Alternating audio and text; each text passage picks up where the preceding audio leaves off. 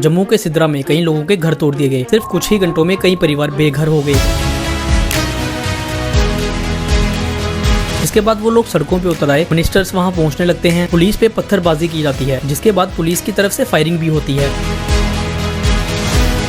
और देखते ही देखते एक लोकल डेमोलिशन ड्राइव पूरे जम्मू कश्मीर की सबसे बड़ी कंट्रोवर्सी बन जाती है। 19 मई 2026 जम्मू के सिद्रा एरिया के पास रायका बंदी और महामाया फॉरेस्ट बेल्ट में फॉरेस्ट डिपार्टमेंट, रेवेन्यू डिपार्टमेंट और पुलिस की प्रेजेंस में एक एंटी एनक्रोचमेंट ड्राइव चलाई गई। ऑफिशियल्स का कहना था कि फॉरेस्ट लैंड इलीगली ऑक्यूपाइड है। उनके मुताबिक लगभग 60 कनाल फॉरेस्ट लैंड रिकवर की गई और कई स्ट्रक्चर्स भी हटाए गए। लेकिन इसी के बाद कंट्रोवर्सी शुरू होती है। जिन लोगों के घर तोड़े गए उनमें से कई फैमिलीज गुज्जर और बकरवाल्स की भी थी। उन्होंने ये आरोप लगाया कि उन्हें प्रॉपर प्रोटेक्शन नहीं दी गई और उनके राइट्स को इग्नोर किया गया। और यहीं से ये पूरा मुद्दा सिर्फ एनक्रोचमेंट का नहीं रहता, अब ये इशू ट्राइबल राइट्स तक पहुंच गया।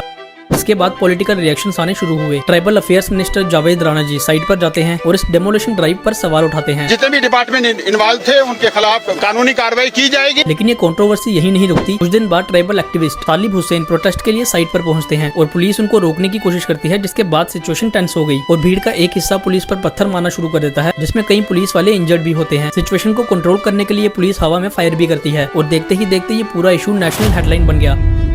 अब सोशल मीडिया पे इस इशू को लेकर दो नैरेटिव चल रहे हैं। पहला, बेचारे ट्राइबल्स का घर तोड़ दिया गया, और दूसरा, इलीगल एनक्रोचर्स को हटा दिया गया, बस बात खत्म। लेकिन रियलिटी कहीं ना कहीं इन दोनों के बीच में है। सबसे पहले समझते हैं फॉरेस्ट राइट्स एक्ट आखिर है क्या। यहीं से कहानी और इंटरेस्टिंग हो जाती है। दरअसल 2006 में फॉरेस्ट राइट्स एक्ट इसलिए लाया गया क्योंकि इंडिया में कई ट्राइबल और फॉरेस्ट कम्युनिटीज कई सालों से जंगलों में ही रहती हैं, लेकिन उनके राइट्स कभी प्रॉपर्ली रिकॉर्ड नहीं किए गए। अब इस प्रॉब्लम को सॉल्व करने के लिए FRA लाया गया। लेकिन बहुत से लोग ये भी सोचते हैं कि FRA का मतलब है कि जंगल में जाओ, कहीं भी घर बना लो और फिर कोई नहीं हटा सकता। लेकिन ऐसा नहीं है। एक्चुअल में ये एक्ट न्यू एनक्रोचर्स को लीगल नहीं बनाता। मतलब अगर कोई आज जाकर फॉरेस्ट लैंड पे कब्जा कर ले और कल घर बना ले तो FRA उसको प्रोटेक्शन नहीं देता। लेकिन वहीं अगर कोई फैमिली वहाँ डेकेड से रह रही हो और उसके राइट्स का कोई प्रॉपर वेरिफिकेशन ही ना हुआ हो तो फिर ये मैटर थोड़ा कॉम्प्लिकेटेड बन जाता है। और सिद्रा में असली लड़ाई इसी बात की है। गवर्नमेंट का स्टैंड है कि ये इलीगल एनक्रोचमेंट है, तो वहीं अफेक्टेड फैमिलीज का कहना है कि हम यहाँ डेकेड से रह रहे हैं और हमारे राइट्स और क्लेम्स को प्रॉपर्ली कंसीडर ही नहीं किया गया। और इसी वजह से मिनिस्टर्स भी साइड पे गए, पॉलिटिकल स्टेटमेंट्स भी आई और इंक्वायरी की डिमांड भी उठने लगी।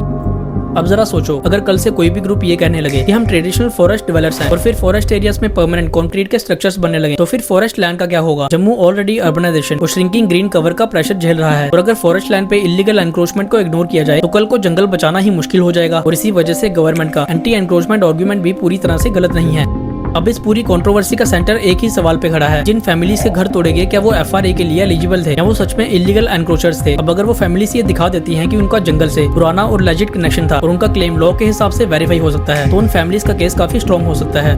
अब जब तक इंक्वायरी और रिकॉर्ड्स इस सवाल का क्लियर जवाब नहीं देते तब तक कोई कंक्लूजन नहीं निकलेगा। अब अगर आपको ये वीडियो पसंद आई तो इसे शेयर करना ना भूलें। अगली वीडियो किस टॉपिक पे चाहिए वो कमेंट करके बता देना और सब्सक्राइब भी कर लेना ताकि मैं ऐसे ही आपके लिए और वीडियोस लाता रहूं।